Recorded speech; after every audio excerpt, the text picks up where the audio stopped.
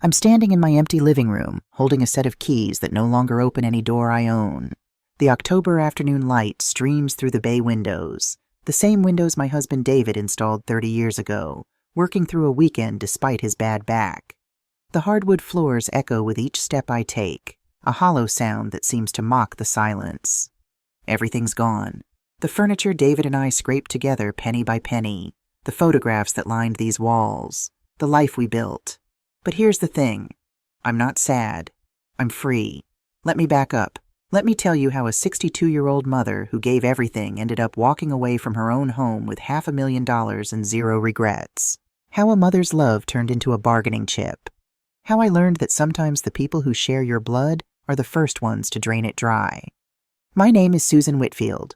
48 hours ago, my son Andrew and his wife Rebecca thought they were moving into my house. Right now, they're standing at my front door, keys in hand, staring at a sold sign and wondering what the hell just happened. And me? I'm 3 miles away, sipping coffee and watching the clock, waiting for the exact moment they realize the truth. But I'm getting ahead of myself. David died on a Tuesday. 1 minute he was out back, tinkering with his '67 Mustang, the restoration project that was supposed to keep him busy in retirement.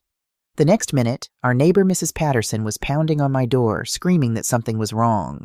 By the time the ambulance arrived, he was gone. Massive stroke. The doctor said he probably didn't feel a thing. I felt everything. Andrew was 35 then.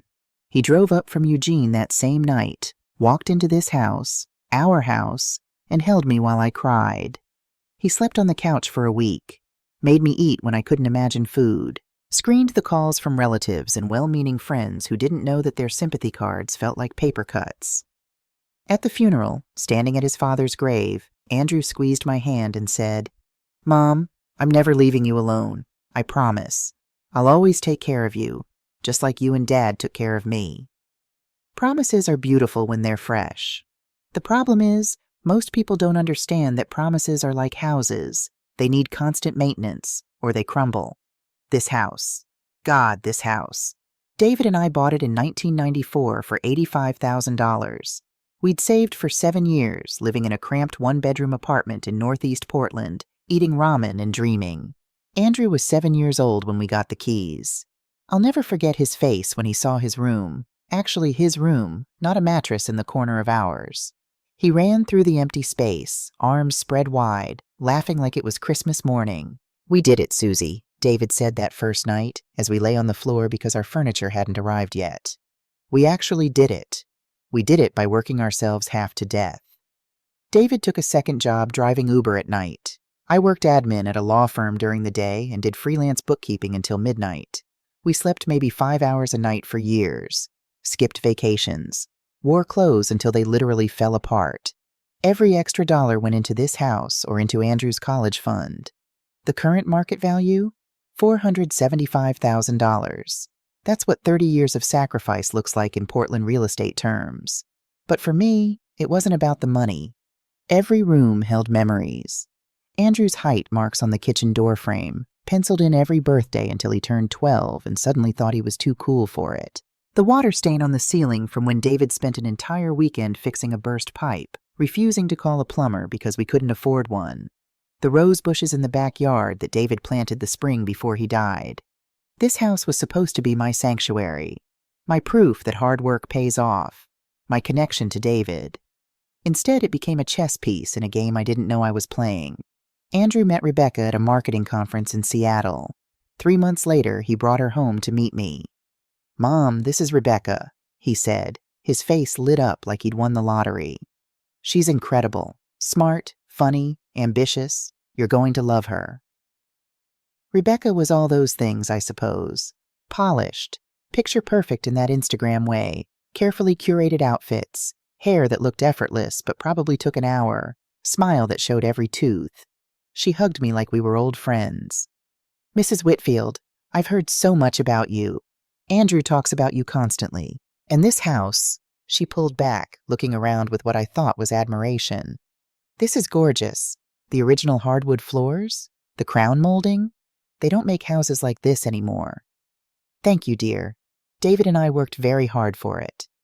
"I can tell," she said, and something in her tone made me look twice. but her smile was warm, so I brushed it off. That first visit seemed normal. We had dinner. I made pot roast, Andrew's favorite. Rebecca complimented everything, offered to help with dishes, asked about family photos on the mantel. She seemed genuinely interested in our history, in David's story, in how Andrew grew up. It was only later that I realized she wasn't interested in the memories. She was appraising the property. They got engaged 6 months later. Andrew apologized that he hadn't saved enough for the ring Rebecca wanted. "She's got expensive taste, Mom," he said, laughing but with an edge I'd never heard before. "But she's worth it." I took $18,000 out of my savings, money I'd been setting aside for emergencies, and gave it to them for the wedding. Rebecca cried and called me the best mother-in-law ever. I felt good about it. I felt useful. I felt like I was doing what mothers do. God, I was stupid. The wedding was beautiful. Expensive venue, 300 guests, open bar.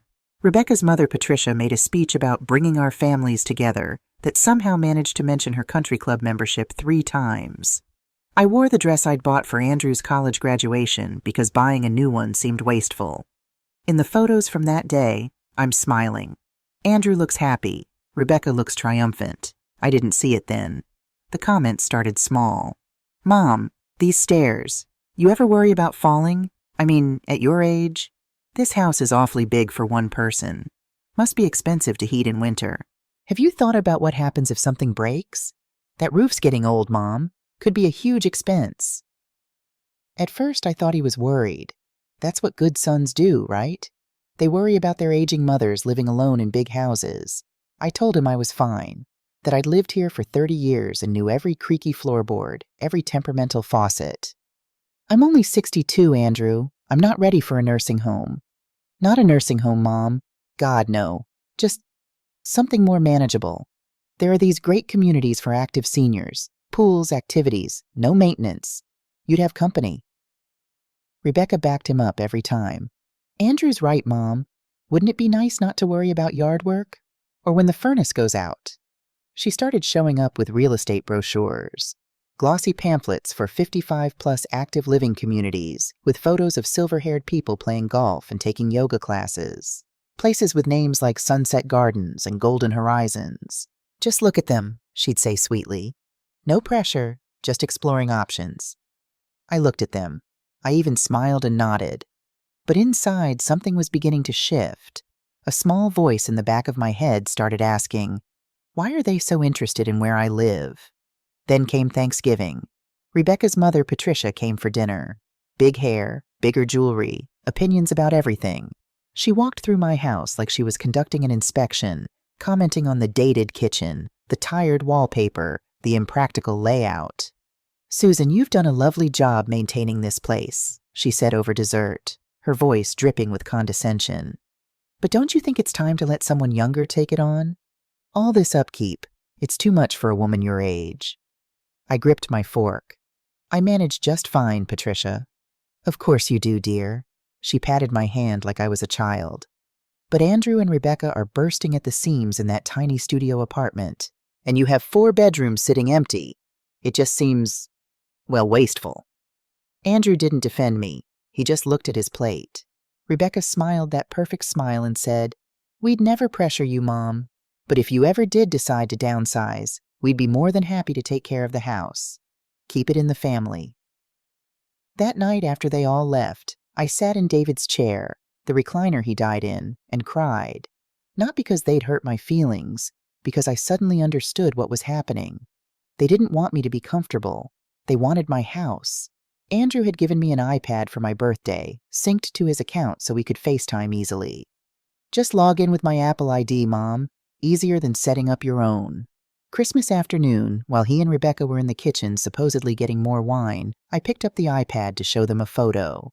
The Messages app was open. I shouldn't have looked, but I did. A text thread with Rebecca from just 3 days earlier.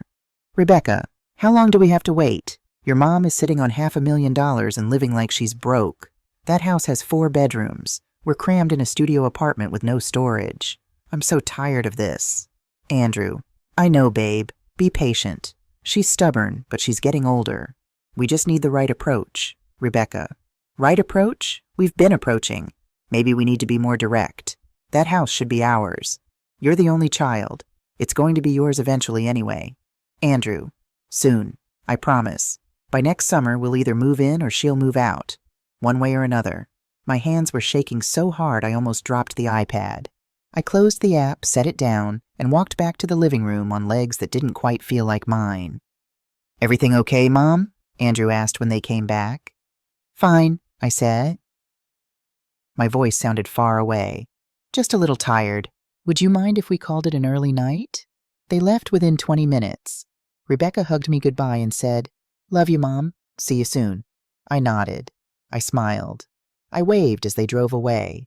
Then I locked the door, walked to David's workshop in the garage, and found the box I hadn't opened since he died.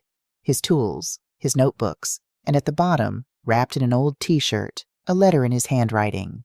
My dearest Susie, if you're reading this, I'm gone, and I'm so sorry. I wanted more time with you. We had plans, remember? Europe, that cottage in Vermont, dancing in the kitchen when we're 80. But since I can't be there, I need you to promise me something. Never let anyone make you feel small in the house we built. You earned every brick of it. It's yours until you decide otherwise. I know you. You'll want to give Andrew everything, the way we always did. But baby, there's a difference between loving someone and letting them use you. Don't let guilt or love blind you to people's true intentions, even if they share our blood. You are stronger than you think, braver than you know, and you deserve to be happy, even without me. All my love, always and always. David, I read it 3 times. Then I folded it carefully, put it back in the box, and made a decision. If they wanted to play games with my home, with my life, with everything David and I built, fine, but I would win. I opened my laptop and typed into Google, how to sell house quickly without family knowing Oregon. The first result was a real estate firm that specialized in discreet sales. I clicked. And that's when Susan Whitfield, the accommodating mother who always put everyone else first, died. In her place, someone new was born, someone who was about to teach her son that underestimating your mother is the biggest mistake you can ever make. They say the best actors are the ones who've lived through real pain. Turns out being betrayed by your own child makes you one hell of a performer. I started small. Andrew, honey, could you help me with these groceries? My back's been acting up lately. My back was fine, but I hunched a little as I said it, rubbed my lower spine like it ached. His face lit up, not with concern, I realized, but with satisfaction, like a fisherman feeling that first tug on the line. Of course, Mom, you really shouldn't be carrying heavy things at your age. Have you thought about grocery delivery? Oh, I don't know how to use those apps. I could set it up for you, make things easier. Translation, make you more dependent, make you realize you need help, make you need us. I let him set up the grocery app. I thanked him profusely. I mentioned how nice it would be not to deal with stairs at the store. Rebecca, listening from the couch, caught Andrew's eye. They smiled at each other. I saw it. I cataloged it. And I played my role perfectly. Over the next month, I became the fragile elderly woman they wanted to see. I complained about the stairs. These things are going to kill me one day, I swear. I left those 55-plus community brochures on the coffee table, dog-eared and highlighted. I made sure they saw me reading them. I accidentally mentioned how expensive the heating bill was. $200 last month, for one person. It's ridiculous. Every complaint was a fishing hook. Every worry was bait. And they bit every single time. Mom, Andrew said one Sunday in February, sitting down with that serious expression that used to mean he was about to tell me something important. Now I knew it meant he was about to manipulate me. Rebecca and I have been talking. We have an idea that might work for everyone. Oh? What if we moved in here, with you? I let silence fill the room. Let them think I was considering it.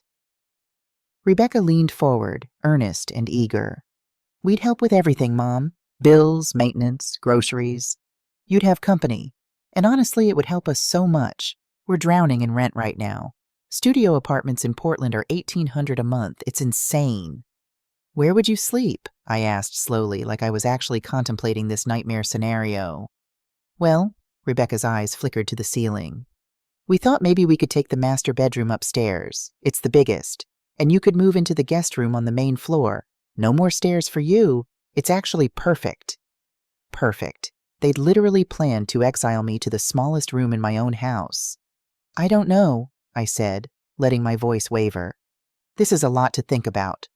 Of course, Andrew jumped in. No pressure, Mom. Just think about it. Really think about it. I nodded, smiled weakly, told them I needed time. They left that day convinced they were winning. They had no idea I'd already made my first move. 3 days after that conversation, I had my first meeting with Richard Parker. I'd found him through a Google search. Discreet real estate agent, Portland high net worth clients. His website was minimalist, professional, and promised absolute confidentiality. Perfect. His office was in a quiet building downtown, the kind of place where lawyers and accountants work, where secrets are currency. Richard was maybe 55, silver hair, expensive suit, handshake that was firm but not aggressive. He offered me coffee and got straight to business. Mrs. Whitfield, you mentioned on the phone that you need to sell quickly and quietly. Can you tell me more about your situation? I'd practiced this speech, kept it vague, professional. My house is worth approximately $475,000. I want to sell it as soon as possible, with minimal public exposure. I have family members who might try to interfere if they knew. I need this done legally but privately. Richard didn't even blink. How soon are we talking? 30 days if possible. I have buyers looking in your neighborhood right now. Professional couples relocating from California, investors looking for rental properties. If your house is in good condition, we can likely close in 30 days with cash offers. No contingencies, no public listings. My heart was pounding. This was real. I was actually doing this. What about my son? Legally, can he stop me? Is your name the only one on the deed? Yes. My husband passed in 2017. Everything transferred to me. Then no. Oregon law is clear. You have sole ownership and the right to sell. He could try to claim elder abuse or undue influence, but he'd need to prove you're not of sound mind. Are you? I've never been more clear-headed in my life. Richard smiled. Then let's get started. I'll need to see the property, obviously. When can we schedule a showing? Tuesday and Thursday mornings, between 9 and noon. My son works those hours. Perfect. I'll bring potential buyers this Thursday. We shook hands. As I left his office, I felt something I hadn't felt since David died. Power. Living a double life is exhausting. Mornings, I was the confused, fragile mother they wanted. I shuffled around, complained about aches, asked for help with simple things. Afternoons, after they left for work, I was myself. Sharp, strategic, preparing for war. Richard brought 4 potential buyers over 3 weeks. Each viewing was scheduled during Andrew and Rebecca's work hours. I cleaned the house until it sparkled. Staged it perfectly, not too empty, not too cluttered, just enough to show its potential. The third couple fell in love immediately. David and Jennifer Morrison, both in their early 40s, tech workers relocating from the Bay Area. No kids yet, but planning. They wanted space to grow into. Jennifer walked through the living room and actually teared up. This house has soul, she said, running her hand along the banister. You can feel the love in every corner. I almost broke character, almost cried right there. Yes, I managed. It was built with love, 30 years of it. We'd take care of it, David, David, said earnestly. Respect what you've built here. They offered $465,000, cash, close in 30 days. I accepted on the spot. Richard handled everything. The inspection revealed minor issues, $15,000 worth of repairs. I used money from my savings to fix them immediately. New roof patch, updated electrical panel, replumbing the master bathroom. Every dollar I spent was an investment in my freedom. Meanwhile, at home, I continued the performance. You know, maybe you two are right, I said one evening over dinner I'd cooked in my house for the people planning to take it from me. This house is too much. I've been thinking about those communities you showed me. Rebecca's fork actually clattered against her plate. Really? Really. I nodded slowly, like it hurt to admit. I'm tired. I'm lonely. Maybe it's time. Andrew reached across the table and took my hand. Mom, I'm so proud of you. I know this isn't easy. His hand was warm. It felt like my son's hand. For a moment, just a moment, I wanted to believe he actually cared. that this was about my well-being and not my property value. Then Rebecca spoke up. "So when were you thinking? About moving, I mean." "Oh, I don't know. These things take time." "Of course," she said quickly. "But maybe summer? We could help you pack, help you find the perfect place." By summer, they'd be living here, my furniture in storage or sold, me in some sterile apartment with beige walls and neighbors I didn't know. "Maybe," I said softly. "We'll see." Under the table, my free hand was clenched so tight my nails cut into my palm. I wasn't just selling the house, I was building a case. Oregon is a one-party consent state for recording conversations. I confirmed this with Margaret Thornton, the family law attorney I'd consulted. As long as I was part of the conversation, I could legally record it. So I did. My phone, tucked in my cardigan pocket, recorded every visit, every manipulative comment, every pressure tactic. The recordings were damning. "We're so close. Andrew's been working on her for months. By summer, we'll either move in or she'll move out. Either way, that house is ours. I've already been planning the renovation. $80,000 budget from the equity. Rip out that hideous floral wallpaper first thing. Maybe open up the kitchen, add an island." Andrew's voice in the background. "Babe, keep it down." "She can't hear us. She's asleep. God, I can't wait to have my own yard. My own space. That studio is killing me. Susan, dear, you need to be realistic. You're 62. What happens when you fall and can't get up? When you need help? Andrew and Rebecca are offering you a gift. Their youth, their energy. The least you can do is give them this house. It's not like you'll need it much longer anyway. I'd smiled through that dinner, served dessert, cleared plates. Then I'd gone to my room and saved the recording with the file name. Patricia_inheritance_threat.mp3. I had hours of material. Screenshots of texts I'd glimpsed on the forgotten iPad. Photos of Rebecca measuring rooms with a tape measure when she thought I wasn't looking. A paper trail of their planning. Margaret reviewed everything. "This is solid, Susan. If they try to claim you were coerced or mentally incompetent, this proves otherwise. You were documenting their manipulation while they assumed you were oblivious. This is premeditation, but the good kind. Will I need it? Probably not, but better to have it than wish you did." The closing date was set. April 15th, 2023, tax day. I liked the irony. They'd been trying to claim their inheritance early, but instead I was paying my dues to myself. The movers came at 8 a.m. 4 efficient men with a truck, a detailed inventory list, and instructions to work fast. Everything I wanted went into storage. David's tools, our photo albums, my grandmother's china, books, clothes. The furniture, some of it we'd saved for years to buy, went to Goodwill or sold online. I didn't need it anymore. Material things felt meaningless now. By noon, the house was empty except for what came with it. Appliances, built-ins, light fixtures. I did a final walkthrough alone. The living room where Andrew took his first steps. The kitchen where David and I danced to old jazz records on Saturday mornings. The bedroom where we'd shared 30 years of marriage, where he'd held me after miscarriages and celebrated when we finally had Andrew, where he'd died in my arms. I ran my hand along the wall where Andrew's height marks used to be. I'd painted over them years ago, but I still knew exactly where they were. 5 years old, 6, 7, 12, when he'd finally surpassed me and was so proud. Where had that boy gone? When did he turn into someone who saw his mother as an obstacle instead of a person? I didn't cry. I'd done all my crying. Now I just felt clear, like I'd been looking through fog for 2 years and it had finally lifted. At 3 p.m., I met Richard at the title company, signed papers, watched as $465,000 was wired into my new bank account, one Andrew didn't know existed. The Morrisons were lovely. Jennifer hugged me. "We promise to love this house the way you did." "I know you will." I handed them the keys, the real keys, and walked out. I didn't look back. That evening, I called Andrew. "Honey, can you and Rebecca come over tomorrow, around 2? I have something for you both." "Of course, Mom. Is everything okay?" My voice was soft, tired, exactly what they expected. "Everything's fine. I've made some decisions. About the house, about everything. And I want to talk to you both." The pause on his end told me everything. Hope, anticipation, victory. "We'll be there," he said.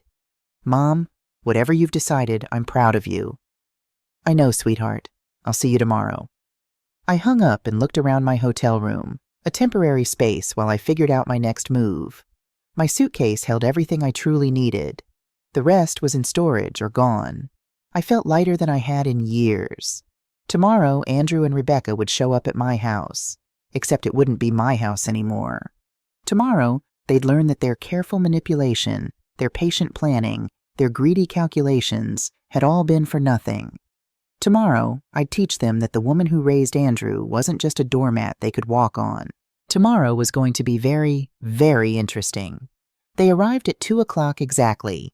I'd asked them to meet me at the Blue Moon Cafe, a coffee shop 3 blocks from what used to be my house. Neutral territory, public space, witnesses if needed. I was already seated when they walked in. Rebecca looked excited, clutching her oversized purse like she might need to carry something important home. Andrew looked nervous but hopeful. They sat across from me, ordered coffee, made small talk about traffic and work. I let them get comfortable. Then I slid an envelope across the table. "What's this?" Andrew asked. "Open it." Rebecca did with shaking hands. Inside, a set of keys and a piece of paper with an address written in my handwriting. 1247 Oak Street. My address. Their faces went through a journey, confusion, then shock, then overwhelming joy. "Mom," Rebecca breathed. Are you? "I told you I had something for you," I said calmly. "You wanted my house. There it is." Andrew's eyes filled with tears, actual tears. "Mom, I don't know what to say.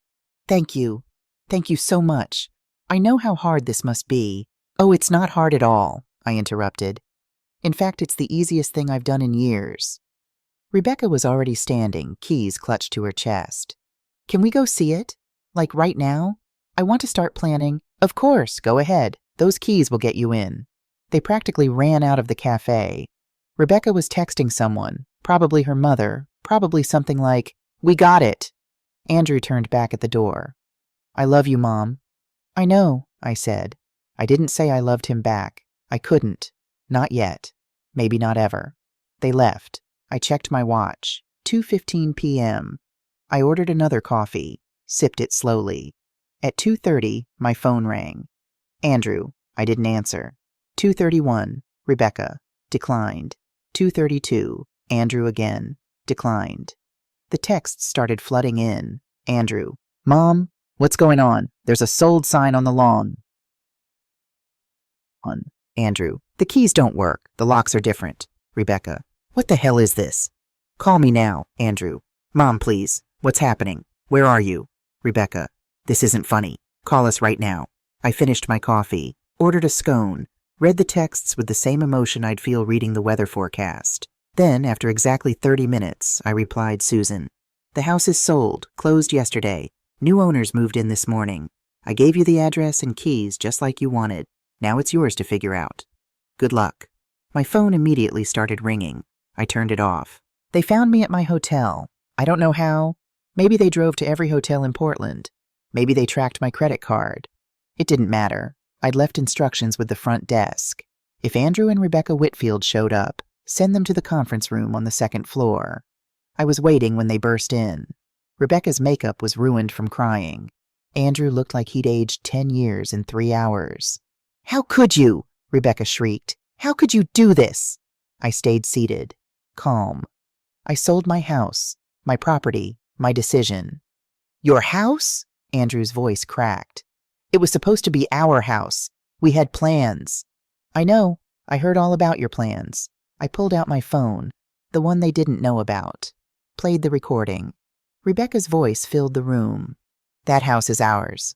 Can't wait to get rid of that floral wallpaper." Andrew's face went white. You recorded us?" "Oregon is a one-party consent state. Completely legal. I have hours of recordings.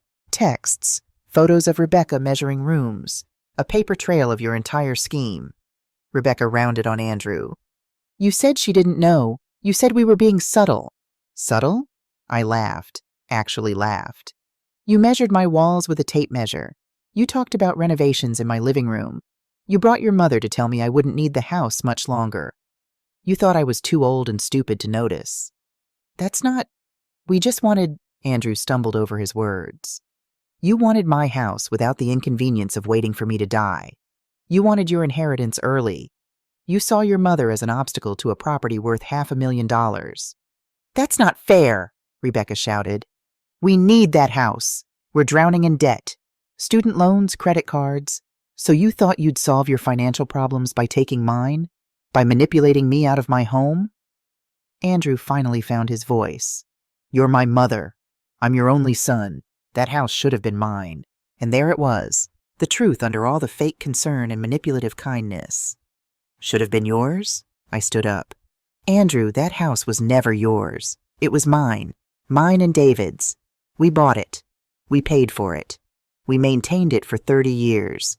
You lived there as a child because we chose to give you a home, but it was never your house. We're family. Family doesn't manipulate. Family doesn't scheme. Family doesn't look at their elderly mother and see dollar signs. Rebecca was crying again. We're broke. We're living in a tiny apartment. We just wanted a chance. You wanted a handout, a $500,000 handout, and you were willing to destroy my peace, my autonomy, and my dignity to get it. What about the money? Andrew's voice turned cold. You have $465,000 now. The least I could do is nothing. Because I don't owe you anything, Andrew. I raised you. I loved you. I gave you everything David and I had. And this is how you repaid us, by circling like vultures the moment David was gone. Dad would be ashamed of you, Andrew spat. I pulled out David's letter, unfolded it, read aloud.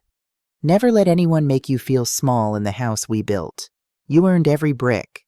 Don't let guilt or love blind you to people's true intentions, even if they share our blood. Andrew's face crumpled. Your father knew, I said quietly. He knew people change. He knew greed could poison even family. He wrote this to protect me. From everyone. Even you. Silence filled the room, heavy, suffocating. Finally, Rebecca grabbed her purse. This isn't over. We'll contest it. Elder abuse. Undue influence. Try it. I have documentation proving I was of sound mind. I have recordings of your manipulation. I have a lawyer who's prepared to defend every decision I made. You'll lose, and you'll spend whatever money you have left on legal fees. She stormed out. Andrew lingered. For a moment, just a moment, he looked like my son again. Lost, hurt, young. Mom, he whispered. How do we come back from this?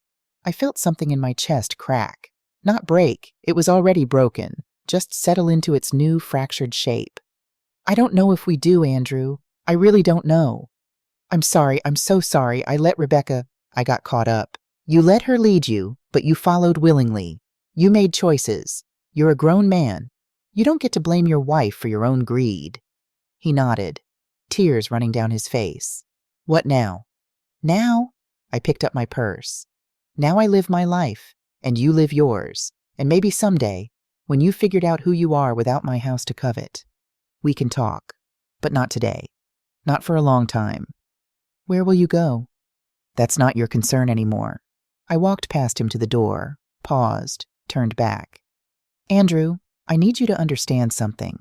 I didn't do this out of spite. I didn't do this to hurt you. I did this because I finally learned that loving someone doesn't mean letting them destroy you. Your father taught me that. In his letter, in his life, in his death. I deserved better. I still deserve better. I know, he whispered. I hope you do. I really hope you do. I left him there in that conference room, sitting alone with the wreckage of his choices. And I felt something I hadn't felt in 2 years. Free.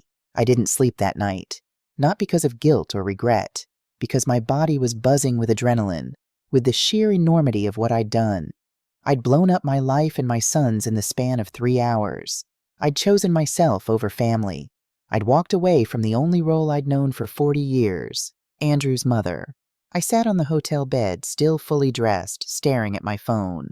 73 missed calls, 42 text messages, 3 voicemails. I didn't listen to them, didn't read them, just watched the numbers climb. Around midnight, a new number appeared. Patricia, Rebecca's mother. The voicemail notification popped up. Against my better judgment, I listened. Susan Whitfield, this is Patricia Montgomery. I don't know what kind of sick game you think you're playing, but you've destroyed 2 young people's lives today. Rebecca is devastated. Devastated. Andrew is a mess. They were counting on you, and you betrayed them in the cruelest way possible. You should be ashamed of yourself. You're a bitter, selfish old woman who's going to die alone. Mark my words, when you're sick and dying, don't come crawling to my daughter or your son for help. You've burned that bridge to ash. The message ended. I saved it, filed it away with all the other evidence of their entitlement. Then I blocked her number. At 2 a.m., there was a knock on my door, hard, urgent. Mom, I know you're in there. Please, we need to talk. Andrew's voice, slurred slightly. He'd been drinking. Mom, please, I'm sorry. I'm so sorry. Just open the door. We can fix this. We can work this out.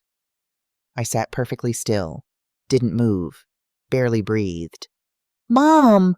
His voice cracked. I heard a thud, maybe his fist or his head against the door. Don't do this. Don't throw away our relationship over money.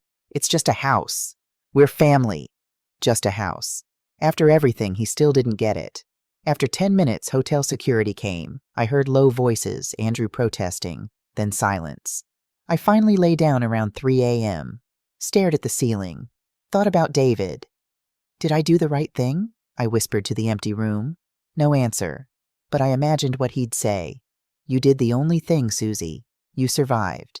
They didn't give up. Day 2, Rebecca showed up at the hotel lobby. The desk clerk called my room. Ms. Whitfield, there's a Rebecca Montgomery here to see you. Tell her I'm not available. She says it's urgent, a family emergency. It's not. Please ask her to leave. Day 3, Andrew tried to access my bank accounts. I'd already changed everything, passwords, security questions, even my email address. He got nothing, but the attempt told me everything about his true priorities. Day 4, a letter from a law firm, Patterson and Associates, threatening legal action for elder exploitation and financial abuse. I called Margaret Thornton immediately. Susan, I got the same letter. It's posturing, empty threats. They have no case. Are you sure? I'm sure. You documented everything. You were evaluated by your doctor last month and deemed perfectly competent. You consulted with me, proving you sought legal advice. You sold at market value to unrelated third parties. There's no fraud, no coercion, no exploitation. They're just angry they lost. What do I do? Nothing. I'll respond. But Susan, you might want to consider a restraining order if the harassment continues. It didn't come to that. On day 6, the calls stopped. The texts stopped. The letters stopped. At first, I thought it was a trick, a new strategy. Then I got an email from Andrew's work address, the only one I hadn't blocked. Mom, I'm stopping. Rebecca's lawyer said we have no case.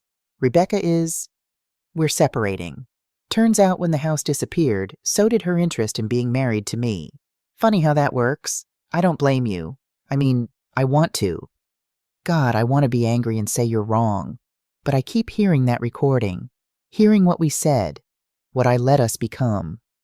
I'm going to leave you alone now. Not because I want to, because it's what you asked for, because I owe you that much. If you ever want to talk, I'm here. But I won't push anymore. I'm sorry doesn't cover it. But I am. I'm so sorry. Andrew, I read it 3 times. Saved it. Didn't reply. Maybe someday. But not today. I spent 2 weeks looking at apartments in Portland. Nice places. Practical places. Safe, boring, beige places where I could live out my remaining years in quiet comfort. I hated all of them. On a whim, I drove to the coast. I'd always loved the Oregon coast. David and I used to drive out to Cannon Beach for anniversaries, walk along the sand, eat clam chowder at the tourist traps. We'd talked about retiring there someday. That someday never came for us. But it could come for me. I found a small condo on the 3rd day. 1 bedroom, 1 bathroom, but with a balcony overlooking the ocean. 700 square feet of space that was mine and mine alone. Price, $180,000. The real estate agent, a kind woman named Linda Chen, walked me through it. It's small, she apologized, but the view is perfect, I finished. I'll take it. Don't you want to think about it? See other options? No, this is it.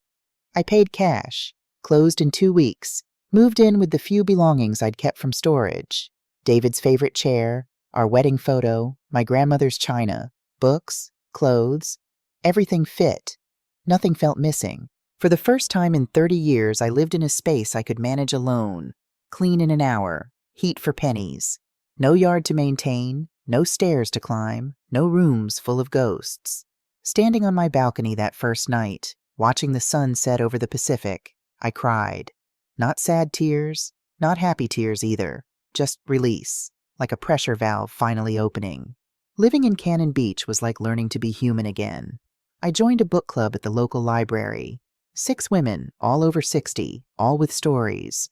Divorces, estrangements, losses. We read literary fiction and drank wine and talked about everything except our grandchildren.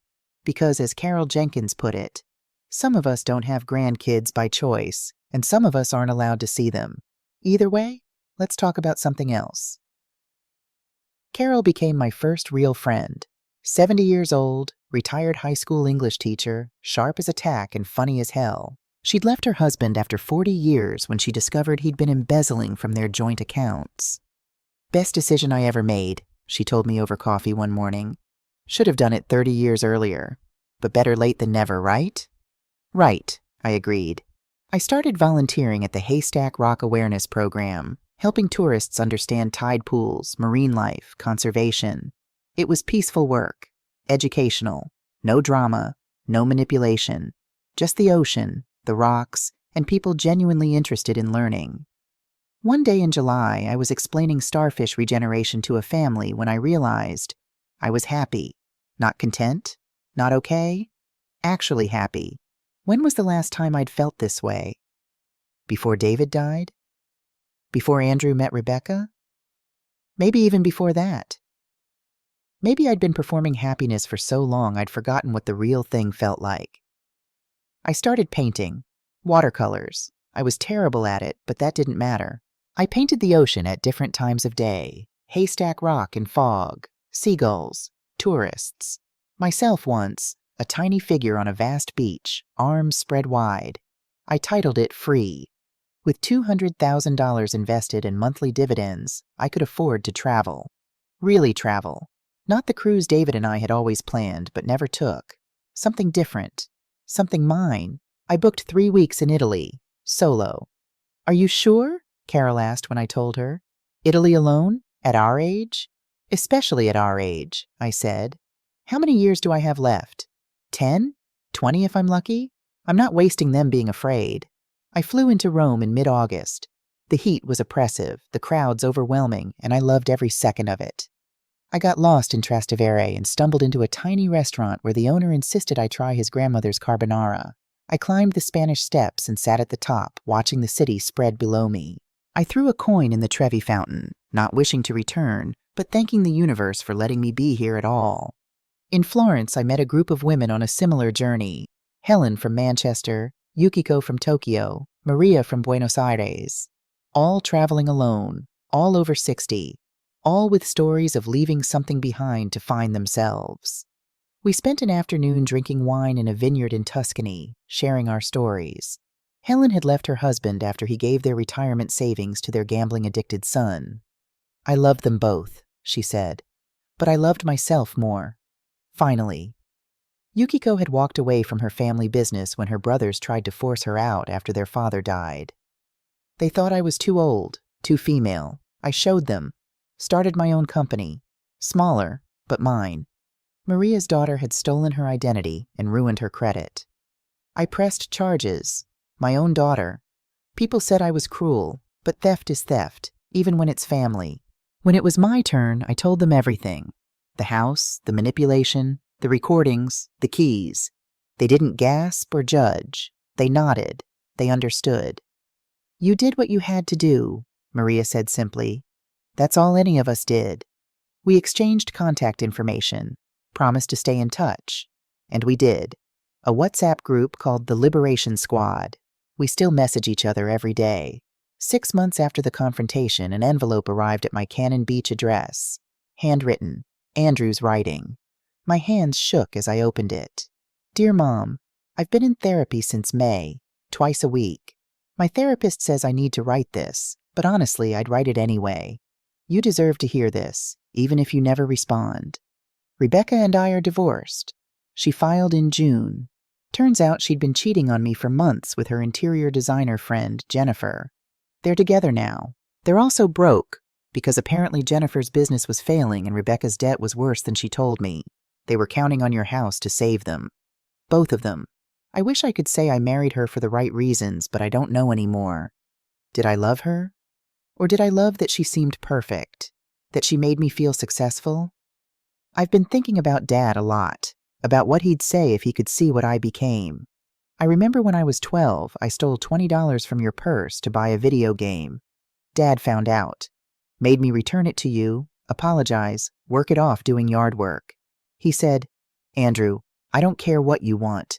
I care who you are, and you're better than this. I'm not better than this, Mom. I became exactly what he was afraid I'd become. Someone who takes instead of earns. Someone who uses people. Even you.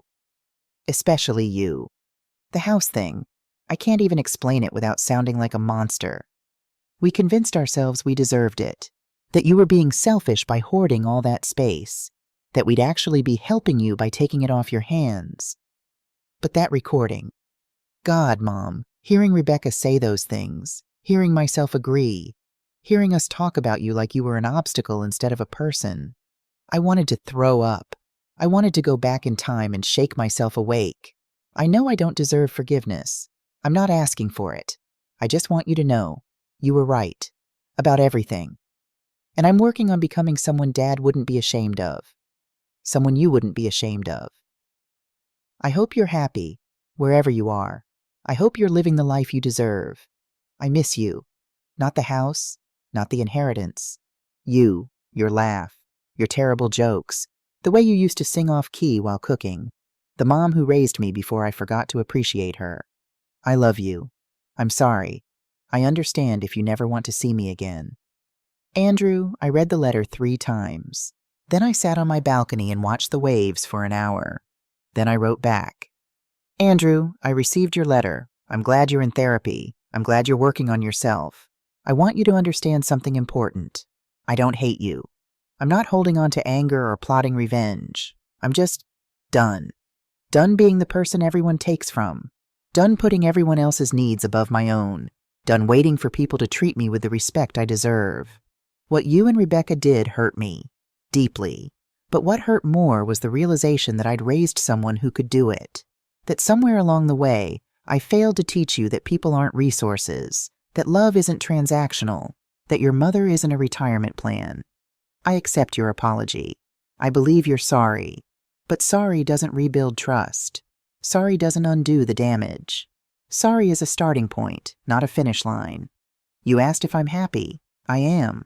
For the first time in years, maybe ever, I'm living for myself. I have friends who value me for who I am, not what I can give them. I have freedom. I have peace. Can we rebuild our relationship someday? I don't know. Maybe.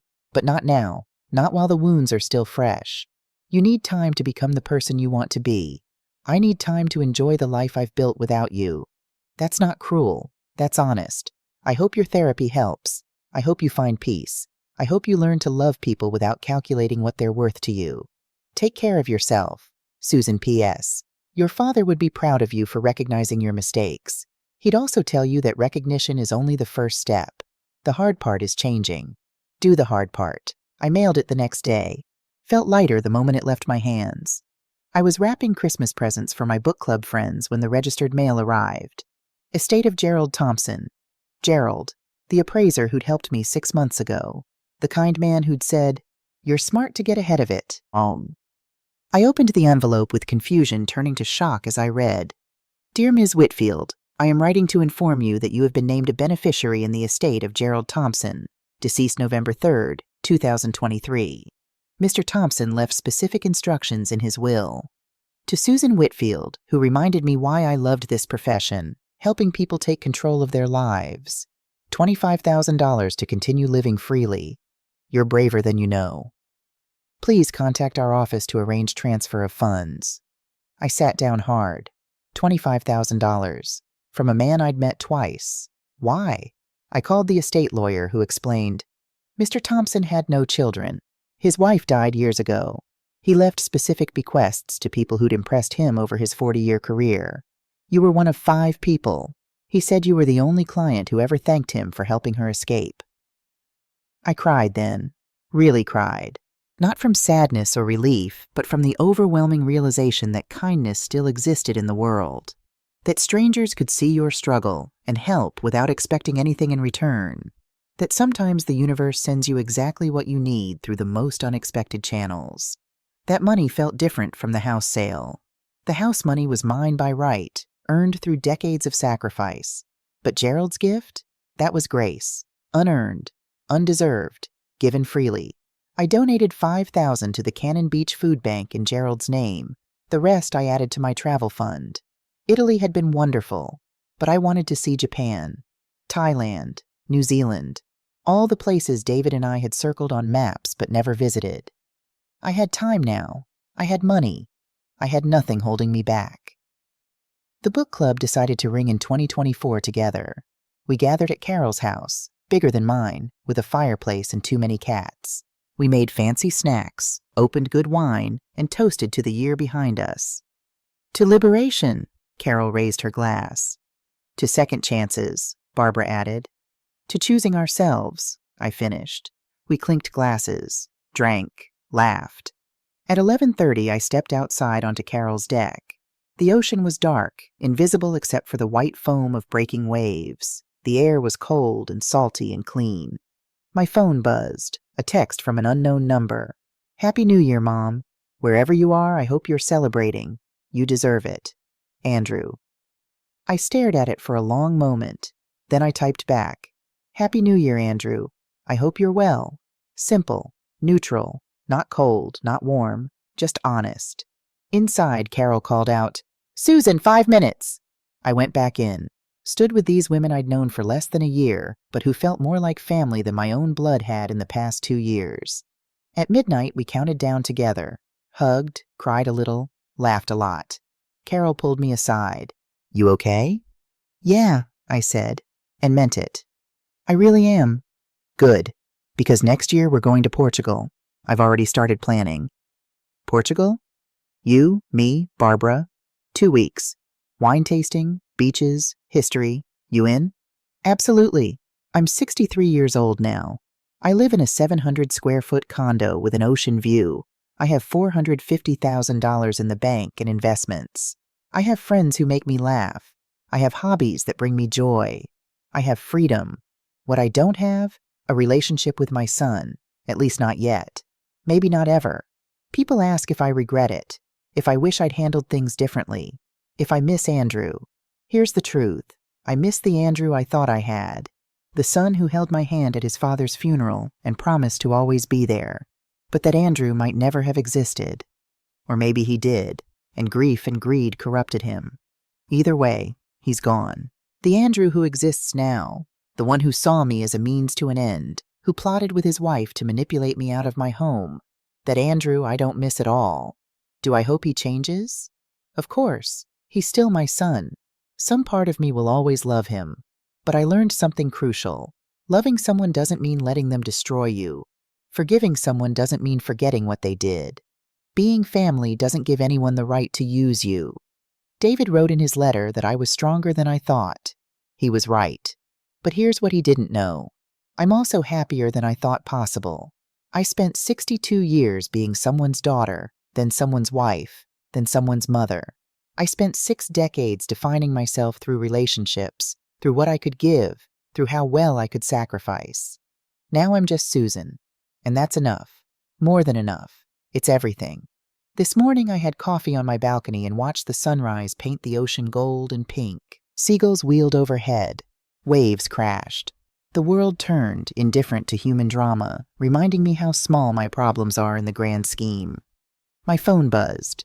Carol, book club tonight. We're reading Wild. Bring wine. I smiled. Texted back. See you at 7. I have hours before that. Hours to paint, to walk the beach, to read. to simply exist without justification. Hours that belong to me and no one else. I once gave a house to my greedy son, or rather, I gave him the keys to a house that was no longer mine. I gave him exactly what he wanted: the address, the access, the dream he'd been chasing for 2 years. It just wasn't what he thought it would be. That's the thing about greed. It makes you focus so hard on what you want that you forget to check if it's actually yours to take. Andrew wanted my house. He got a lesson instead. I hope someday he'll realize that was the more valuable gift. As for me, I got something better than revenge. I got myself back. And if there's one thing I want women my age to know, women trapped in toxic families, women who feel guilty for wanting more, women who think it's too late to start over, it's this: it's never too late to choose yourself. Your life belongs to you, not to your children, not to your spouse, not to anyone who thinks you owe them your happiness. You earned every day you're alive. Live them on your terms. I gave away a house, but I gained a life, and I'd make that trade again in a heartbeat.